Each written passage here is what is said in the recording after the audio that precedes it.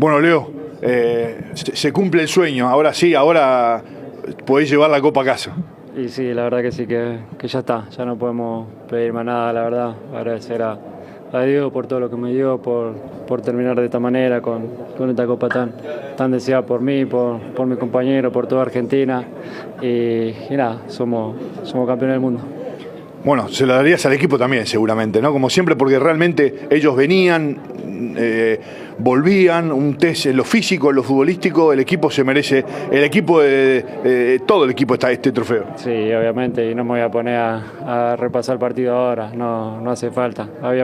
Teníamos que ser campeones del mundo, lo somos.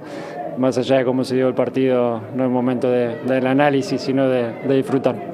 ¿Qué le dirías a la gente, Leo? ¿Y es el último partido por ahí de un mundial o no? ¿No sabés? ¿O lo pensás o no? No, seguramente el mundial sí, como ya lo dije, y nada, que nos espere, que tenemos muchas ganas de ir para allá.